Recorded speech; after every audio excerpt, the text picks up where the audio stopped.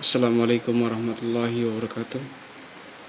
Hari ini sahabat subscribe yang dirahmati Allah SWT, mari kita tawajukan diri kita untuk mendengarkan satu kisah, yaitu kisah sholat sahabat Ansor yang terkena panah ketika bertugas jaga malam bersama seorang sahabat muhajir. Ketika baginda Nabi SAW dalam perjalanan pulang dari suatu peperangan, beliau waktu malam singgah di suatu tempat dan bersabda, "Siapakah yang siap menjadi petugas jaga pada malam ini?" Sayyidina Ammar bin Yasir radhiyallahu anhu dari kalangan Muhajirin dan Sayyidina Abbad bin Bishr radhiyallahu anhu dari kalangan Ansor berkata, "Kami berdua siap bertugas jaga malam ini." Kemudian baginda Nabi sallallahu alaihi wasallam menyuruh mereka agar bertugas jaga di sebuah bukit yang kemungkinan musuh bisa datang dari arah tersebut. Keduanya pergi ke bukit tersebut. Setibanya di sana, sahabat Ansor berkata kepada saudaranya dari kaum Muhajirin, "Mari kita bagi malam ini menjadi dua bagian. Bagian yang pertama, aku yang bertugas jaga dan engkau beristirahat. Bagian yang kedua, engkau yang bertugas jaga dan aku yang beristirahat. Sehingga malam ini kita dapat berjaga secara bergantian. Jika terasa ada bahaya, maka yang bertugas jaga hendaknya membangunkan kawannya. Jika kita berdua berjaga bersama-sama, bisa-bisa kita mengantuk dan tertidur." Kemudian sahabat Ansor mendapat bagian tugas jaga yang pertama, dan sahabat Muhajirin tidur. Sambil bertugas, Sayyidina Abbad radhiyallahu anhu mendirikan sholat. Ternyata ada seorang musuh yang mengintainya dari jarak jauh.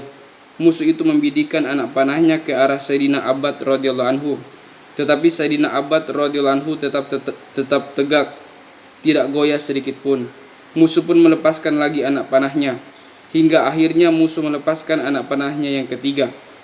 Setiap anak panah menancap di badan Sayyidina Abbad radhiyallahu anhu, ia langsung mencabut dan melemparkannya dengan tangannya.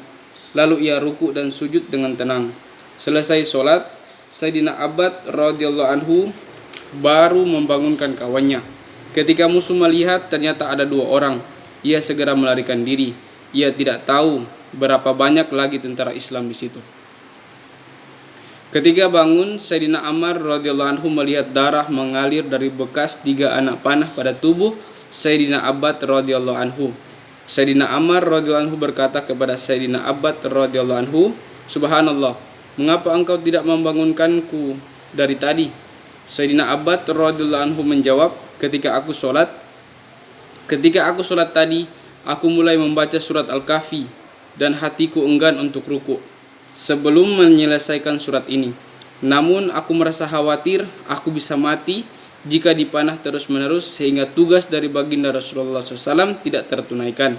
Jika aku tidak mencemaskan hal itu, akan kuselesaikan bacaan surat itu sebelum ruku, walaupun aku harus mati. Hadis riwayat Baihaqi dan Abu Daud. Faedah: demikianlah solat para sahabat radhiyallahu anhum dan betapa gairahnya mereka solat.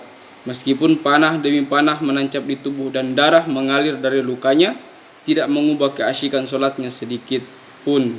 Sedangkan solat kita hanya karena seekor nyamuk, solat kita menjadi kacau, apalagi jika lebah yang datang.